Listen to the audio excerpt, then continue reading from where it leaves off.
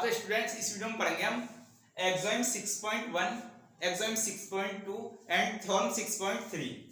जो previous video में मैंने आपको बताया है, जो लाइन एंड एंगल के फर्स्ट पार्ट में मैंने बेसिक टर्म्स जो के बारे में बताया था, जैसे vertical opposite angle, supplementary angle, complementary angle, ऐसी 10 बेसिक टर्म्स के बारे में बताया था।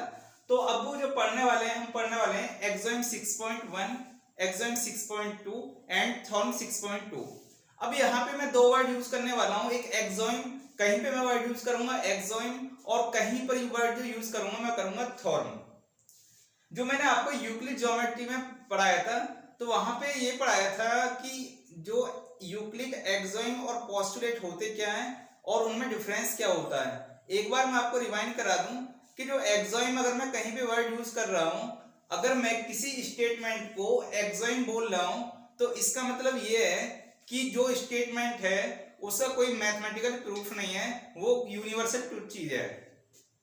इसी तरीका से अगर मैं कहीं पे वर्ड थ्योरम यूज कर रहा हूं, अगर मैं कहीं पे वर्ड थ्योरम यूज कर रहा हूं, इसका मतलब ये है कि जिस स्टेटमेंट को मैं थ्योरम बोल रहा हूं उसका हम मैथमेटिकली प्रूफ कर सकते हैं, और उसका मैथमेटिकली प्रूफ यहां पे मैं सबसे पहले बात करूंगा एक्सोइम 6.1 की, जो आपके लाइन एंड एंगल चैप्टर में एनसीईआरटी बुक के चैप्टर नंबर 6 में एक्सोइम 6 पॉइंट गिवन है। तो सबसे पहले उसका स्टेटमेंट पढ़ते हैं। स्टेटमेंट कुछ इस तरीका से है, इफ ए रे stands on a line then the sum of two adjacent angles so formed is 180 degree.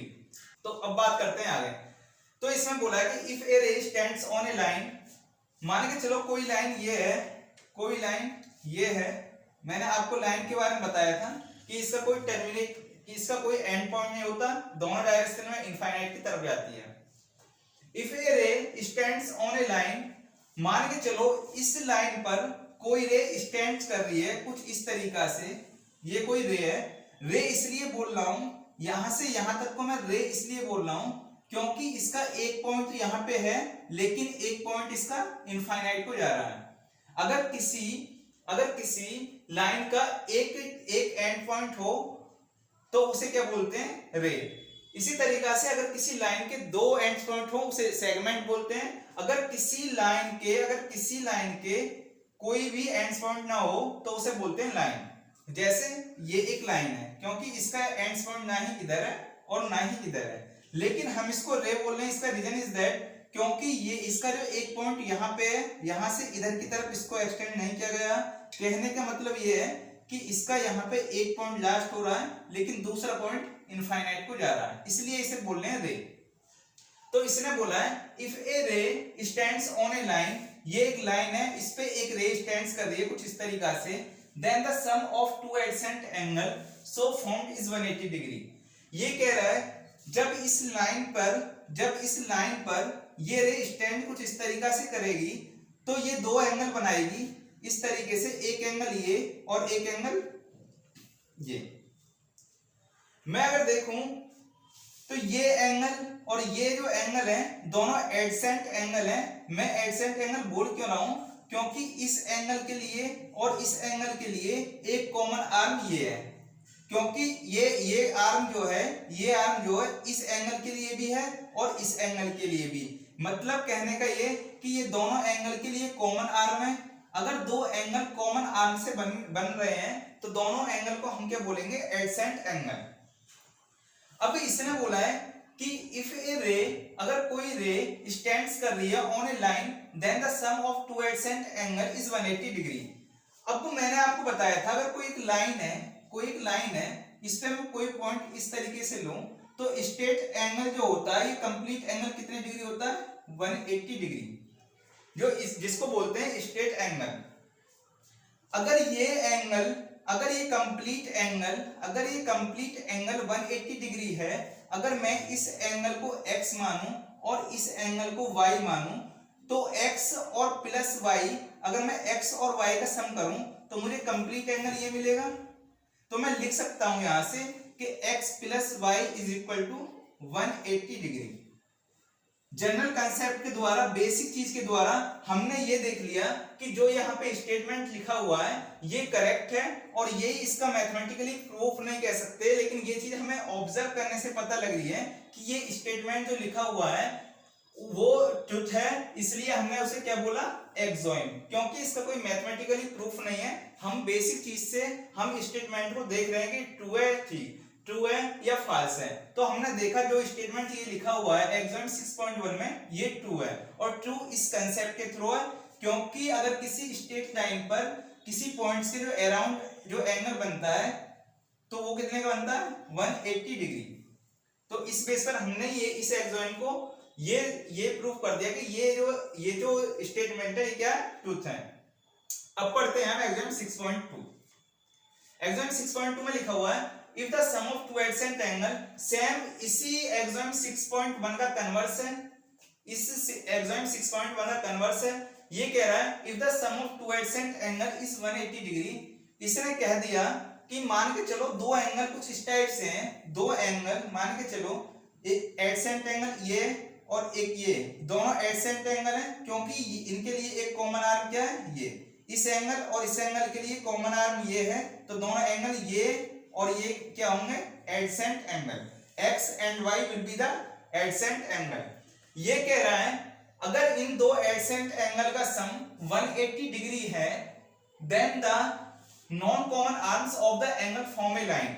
जो नॉन कॉमन आर्म्स के बारे में समझते हैं पहले। अगर मैं देखूं तो ये वाली जो आर्म है, ये वाली जो आर्म है, इस एंगल x और इस एंगल y दोनों के लिए कॉमन है, क्योंकि जो एंगल x को बनाने के लिए भी मुझे इस आर्म की जरूरत पड़ रही है और एंगल y को बनाने के लिए भी मुझे इस आर्म की जरूरत पड़ रही है। तो ये एंगल x और y दोनों के लिए कॉमन है। ये कॉमन क्यों नहीं है, अगर मैं इस आर्म की बात करूं या इस आर्म की बात करूं, ये कॉमन क्यों नहीं है, क्योंकि ये इस आर्म का जो यूज हो रहा है वो इस एंगल को x को बनाने के लिए तो हो रहा है, लेकिन y जो एंगल है इसको बनाने के लिए इसका कोई यूज नहीं है। तो ये नॉन कॉमन आर्म है, एक ये और एक ये।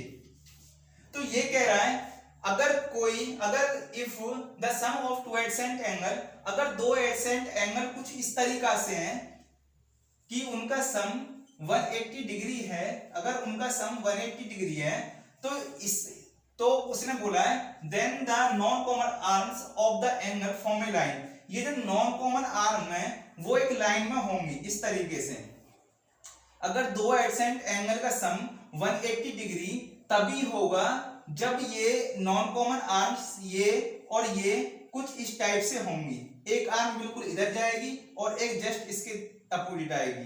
तो यही हमें देखना है, अगर ये नॉन कॉमन आर्म्स जब 180 डिग्री पे होंगी, जब दोनों बिल्कुल एक दूसरे के अपोजिट होंगी, तो मुझे क्या मिलेगी, एक स्ट्रेट लाइन मिलेगी। तो मैं कह सकता हूं कि अगर दो एडजेसेंट एंगल का सम 180 डिग्री है तो 180 डिग्री जो होगा ये केवल एक कंडीशन में होगा, जब ये नॉन कॉमन आर्म्स ये और ये दोनों जस्ट बिल्कुल एक दूसरे के अपोजिट इस तरीके से होंगी, एक ये और एक ये। तो ये चीज हमें देखने से समझ में आ रही है कि हाँ जो स्टेटमेंट लिखा हुआ है ये ट्रूथ है, इसका कोई मैथमेटिकली प्रूफ नहीं है और ना ही मैथमेटिकली डेरिवेशन है, तो इसलिए इसे बोला है एक्सोइम। अब जो हम बात करेंगे थॉर्म की बात करेंगे 6.3। थॉर्म 6.3 में है क्या, उसमें हमें प्रूफ करना है कि दो लाइन अगर एक दूसरे को इंटरसेक्ट कर रही हैं, अगर दो लाइन एक दूसरे को इंटरसेक्ट कर रही हैं तो जो वर्टिकल अपोजिट एंगल होंगे, जिनके बारे में आपको बता चुका हूं कि नॉन इंटरसेक्टिंग लाइन क्या होती हैं और इंटरसेक्टिंग लाइन क्या होती हैं, और वर्टिकल अपोजिट एंगल के बारे में मैंने आपको बता दिया है। वहां पे मैंने बताया था कि अगर दो लाइन इंटरसेक्ट कर रही हैं तो मैं उनको कुछ इस तरीके से ड्रॉ कर सकता हूं, कुछ इस तरीके से। जो थॉर्म का स्टेटमेंट कुछ इस तरीके से है, जो मैं थॉर्म 6.3 की बात करूं, थॉर्म 6.3 इसका स्टेटमेंट है if two line intersecting each other, if two line intersecting each other, then vertically opposite angle will be equal. एक बार इसे पढ़ते हैं। If two line intersecting each other than vertically opposite angle will be equal. अब इस statement को हमने theorem बोला है, तो इसका कोई मैथमेटिकली प्रूफ होगा। अगर हम इस चीज को मैथमेटिकली प्रूफ कर पा रहे हैं तो जो इस स्टेटमेंट को हम क्या बोल देंगे, थॉर्म बोल देंगे। तो इसमें बोला है if two line intersecting each other, कुछ इस तरीका से दो लाइन एक दूसरे को इंटरसेक्ट कर रही हैं इस पॉइंट, किसी पॉइंट ओ पर, ठीक है। Then vertically opposite angle will be equal. तो वर्टिकली जो अपोजिट एंगल होते हैं क्या है, ये होते हैं एक एंगल ये और ये ए, ये इसके वर्टिकली अपोजिट एंगल है और ये जो एंगल है ये इसके वर्टिकली अपोजिट एंगल है। तो मुझे प्रूफ करना है कि ये जो वर्टिकली अपोजिट एंगल ये और ये दोनों एक दूसरे के इक्वल हैं और ये एक दूसरे के इक्वल हैं। तो अब मैं क्या करूंगा कि जो जहां पे ये लाइन एक दूसरे को इंटरसेक्ट कर रही है उस पॉइंट को मान लूंगा मैं, ये कोई पॉइंट ओ है। यहां से जो इधर की तरफ रे जा रही है इसे मान लो, मान के चलो ये रे ए है, यहाँ पे कोई पॉइंट बी है, ये रे कोई ओ बी है, ये रे कोई ओ सी है और ये रे कोई ओ डी है। कुछ ही मान लो जो आपका मन करे, कोई भी वेरिएबल यूज कर सकते हैं। मैंने जो यूज करे ए बी सी और डी। अगर मैं मैथमेटिकली तरीके से या बेसिक कंसेप्ट यूज करके ये प्रूफ कर दूं कि ये एंगल इसके इक्वल है और ये एंगल इसके इक्वल है, तब मैं इस स्टेटमेंट को जो थॉर्म बोल रहा हूं, फिर वो थॉर्म कहने का मतलब मेरा सही हो जाएगा कि हाँ ये स्टेटमेंट एक थॉर्म है, क्योंकि मैं इस चीज को मैथमेटिकली प्रूव कर पा रहा हूं। तो बेसिक कंसेप्ट यूज करके हम प्रूफ करने की कोशिश करेंगे कि ये जो वर्टिकली अपोजिट एंगल होते हैं वो एक दूसरे के इक्वल होते हैं, ये इसके इक्वल, ये इसके इक्वल। तो सबसे पहले हम करेंगे क्या, जो गिवन है हमें बस इतना दिया हुआ है इस स्टेटमेंट में, अगर उसको हमने यहाँ पे ड्रॉ कर लिया, अब इस पर हम जो यूज करने वाले हैं बेसिक कंसेप्ट यूज करेंगे। मुझे ये एंगल इसके इक्वल प्रूफ करना है, तो मैं क्या लिखूंगा, एंगल DOC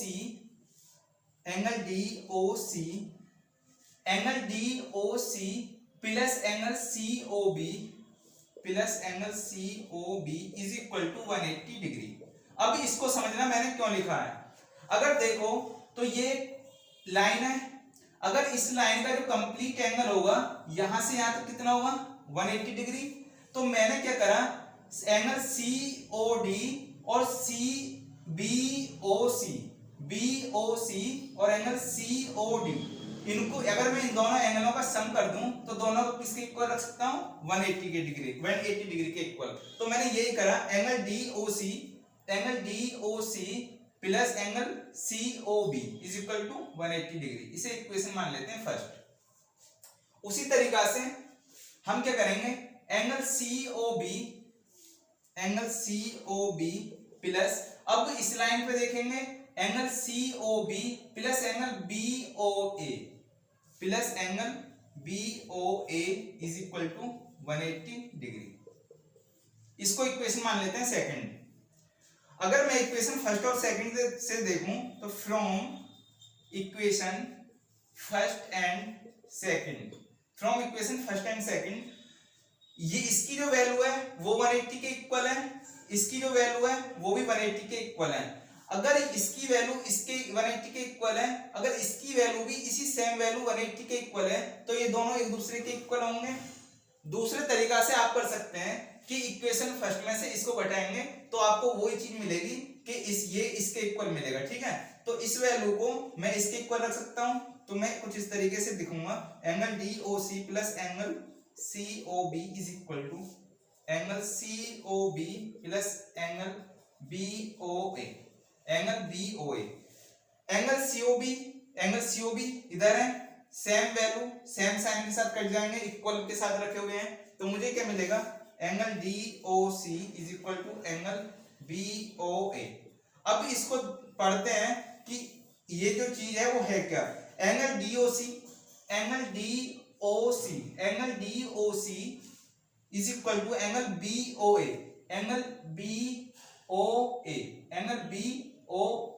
हमने ये प्रूफ कर दिया कि ये एंगल जो है ये इसके इक्वल है, ठीक है। ये हम यहां से प्रूफ हो गया, इसे इक्वेशन मान लेते हैं थर्ड। तो इक्वेशन थर्ड से ये प्रूफ हो गया कि ये जो एंगल है ये इसके इक्वल है। तो हमने ये प्रूफ कर दिया कि जो वर्टिकली अपोजिट एंगल होते हैं, अगर दो लाइन एक दूसरे को इंटरसेक्ट कर रही हैं तो वो इक्वल होते हैं। सेम इसी तरीका से हम ये प्रूफ करेंगे कि ये एंगल इसके इक्वल है। तो इसे रफ कर देते हैं, आप इसका स्क्रीनशॉट ले लेना। और अब प्रूफ करेंगे हम दूसरा एंगल, जो दूसरा वर्टिकली अपोजिट एंगल है उसको प्रूफ करेंगे। इसी तरीके से सेम यही कंसेप्ट यूज करेंगे। अब मुझे प्रूफ करना ये एंगल इस एंगल के, तो मैं सबसे पहले इस एंगल को लिखूंगा angle COB, angle COB plus angle COB plus angle BOA plus angle BOA is equal to 180 degree. Same वही कंसेप्ट, क्योंकि ये एक लाइन है और इस लाइन पे जो कंप्लीट एंगल बनेगा वो 180 बनेगा, तो इस एंगल का सम और इस एंगल का सम मैं रख दूंगा 180 के इक्वल। नेक्स्ट, अब angle BOA plus angle BOA plus angle AOD plus angle AOD is equal to 180 degree. इसको इक्वेशन मान लेते हैं फर्स्ट। सेकंड, इसी तरीका से इसकी वैल्यू 180 के इक्वल है, इसकी वैल्यू 180 के इक्वल है, तो दोनों एक दूसरे के इक्वल होंगे। मैं रख सकता हूं from equation first and second, equation first और सेकंड से ये वैल्यू इसके इक्वल होगी, तो मैं लिख सकता हूं यहाँ पे angle COB plus angle BOA is equal to angle BOA plus angle AOD। Angle BOA दोनों सेम वैल्यू सेम साइन के साथ कट जाएंगी, तो यहां से मिलेगा मुझे angle COB is equal to angle AOD। अब इसको पढ़ते हैं कि ये है क्या। एंगल COB, एंगल C, ये C पॉइंट है, COB angle COB is equal to angle AOD, angle AOD। तो यहां इस इक्वेशन से इसको इक्वेशन थर्ड मान लेते हैं और लिख देंगे कि from equation third angle COB is equal to angle AOD। ये भी हमने प्रूफ कर दिया कि ये एंगल इसके इक्वल है। तो हमने जो पहले हमने प्रूफ करा था ये एंगल इसके इक्वल प्रूफ करा था, और अब जो हमने प्रूफ करा है ये एंगल इसके इक्वल प्रूफ करा है। तो हमने मैथमेटिकली तरीके से हमने ये प्रूफ कर दिया कि जो वर्टिकली अपोजिट एंगल होते हैं, ये इसके और ये इसके वो क्या होते हैं, इक्वल होते हैं।